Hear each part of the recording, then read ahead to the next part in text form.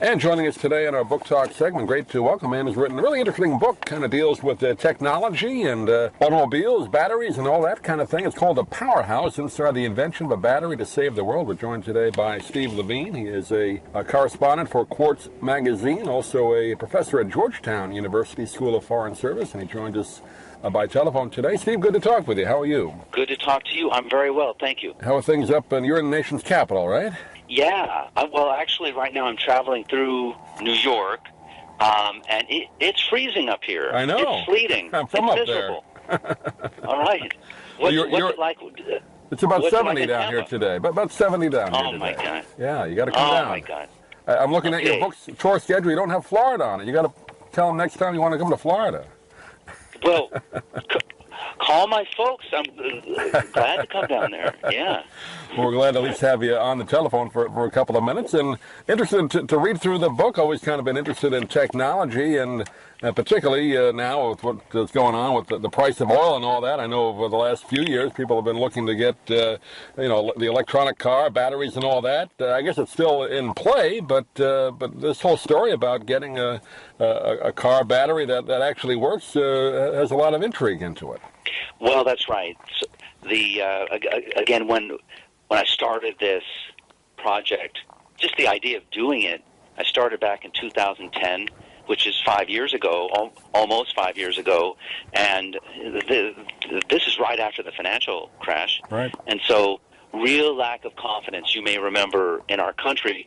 Can we grow? Can we have an economy that isn't based on shenanigans, that isn't some weird financial instrument, that isn't juicing the value of real estate, creating a bubble, isn't juicing stocks in .coms? Create a real product, a base, a reliable base. And you may recall that the U.S., just our system, underwent a crisis of confidence, not just at home but around the world, a blow to the reputation of our system, of our economic system, because we blew up so many economies around the world with the financial crash. And what I saw was that a lot of hope as a first stage, a first idea of something that could be real, was the battery. The whole idea that you could take the ordinary battery that you buy in the supermarket and make it 3, 4, 5 times better for the same cost, and then enable a bunch of other industries, very valuable industries like electric cars. These industries combined, the forecast was super batteries by themselves worth tens of billions of dollars a year, electric car companies hundreds of billions, and then after that, solar and wind. These products, these technologies, that they're great, but what they produce goes into the ether. Either you use the power right then when they're produced, or you lose it. If you had a super battery, then you could collect that power and use it any time. And so when you Googled it, what you found was that the United States wanted to do this, but also a bunch of other countries. And I stopped counting at 20. 20 countries were in a race.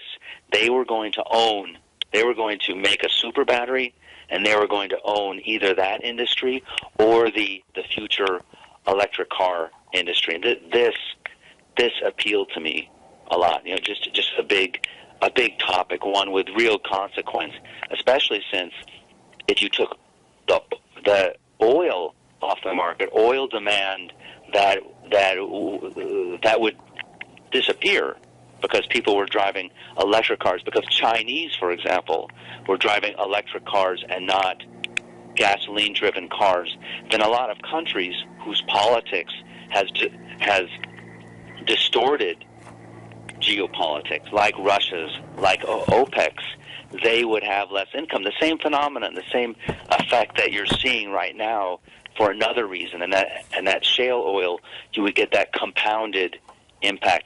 All of these things interested me. Batteries are very, very big. They're very consequential, and I wanted to do something on that. Yeah, you go back even in American history. I know that the tech now wasn't great technology, but the turn of the into the 1900s, there was primarily electric cars back then. My grandmother drove one. She told us that, but it never kind of took off. I guess Ford came in with his Model T and all that, and they went to the gas engine. But I know they've been working on this for over 100 years, haven't they? Well, they have. First, the battery itself was invented in 1799. Right. So it's over 200 years for that, and then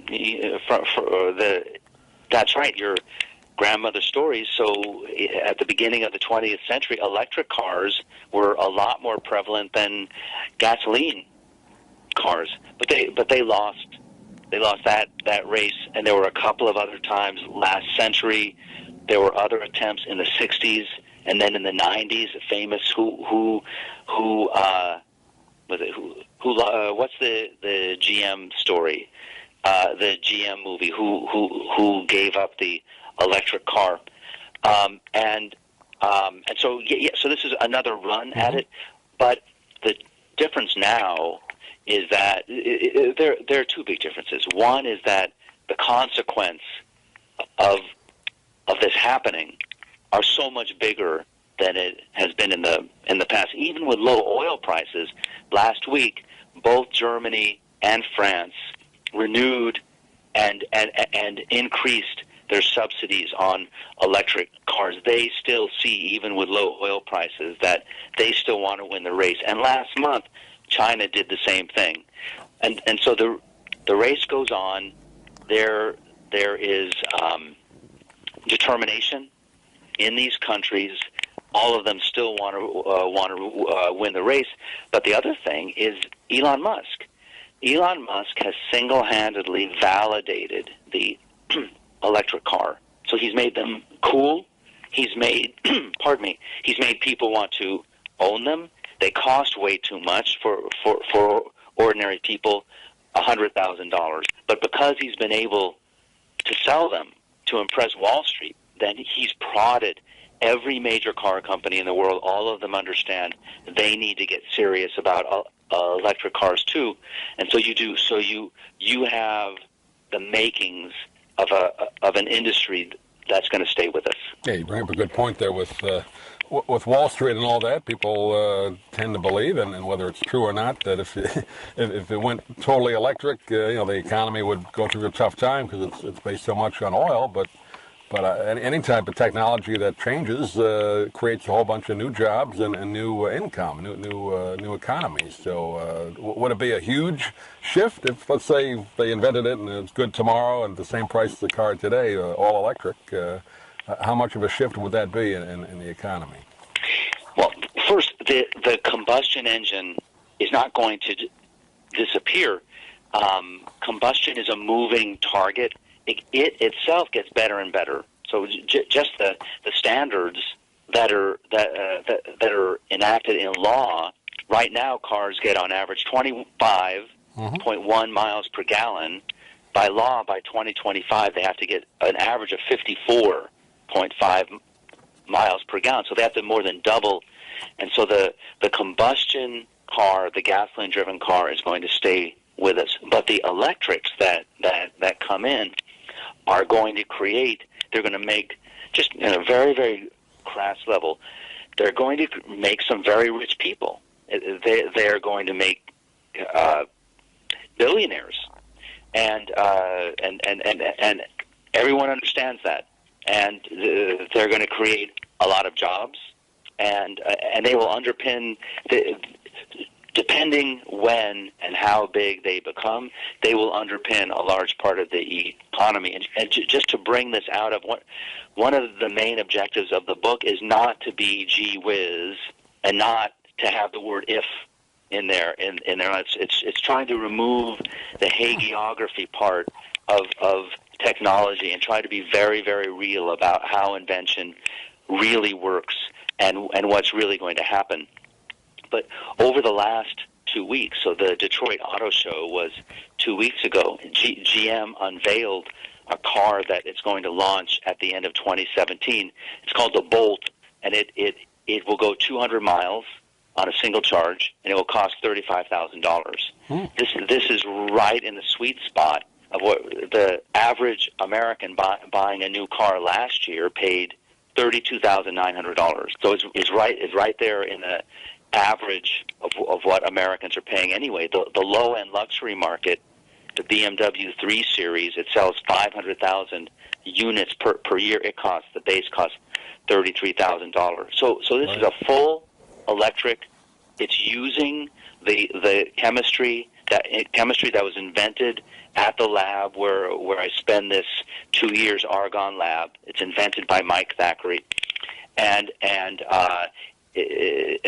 Elon Musk has announced the same thing. At the same time, in 2018, he's going to launch a 200-mile car that costs around $35,000.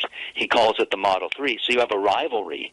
Two 200-mile cars are coming on to the market, and this is a game changer. This is the inflection point that creates the electric age. Yeah, well, that's good to hear.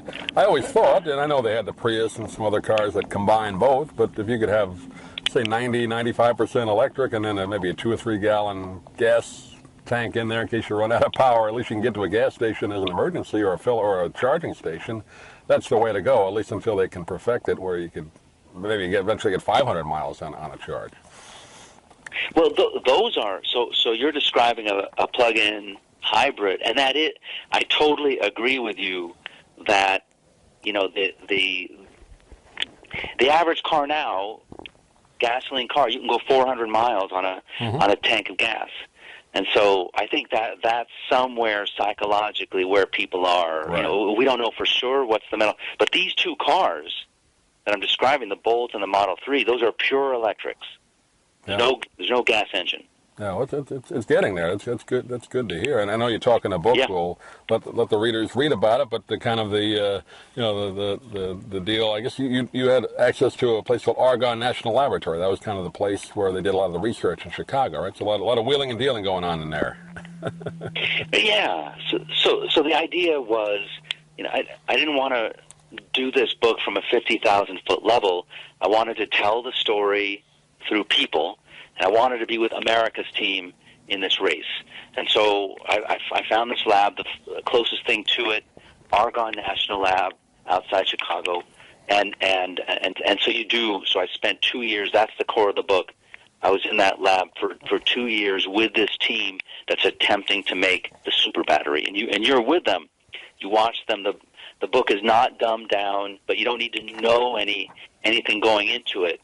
And suddenly you get immersed through storytelling. You get pulled through the narrative. You learn a lot. I learned a lot, and you learn a lot about how the science works. What are the real challenges in making that super battery? Yeah, it's a fascinating read, both about politics, energy, technology, and geopolitics. And it's called The Powerhouse: Inside the Invention of a Battery to Save the World. We're talking with Steve Levine today. Steve, I know it just came out, doing well, but you want to give a website and we get a hold of you if they like? Yes. So the website where there's a bunch of videos and there's a bunch of other fun stuff, and including the patents, it's SteveLevineBooks.com. Great. That's Levine, spell the last name. And Steve, pleasure to talk to you. Hopefully sometime you'll come down our way, but if not, we'll love to talk to you again sometime. Thanks for being with us. Thanks so much. If you'd like to order the book we're talking about, please go to DougMilesMedia.com and enter the author's name in the Amazon search box. Thank you for listening. Please come back soon for more conversations here at DougMilesMedia.com. This has been a presentation of Doug Miles Media, all rights reserved. You can listen to or download previous programs at iTunes, Stitcher.com, or Doug Miles.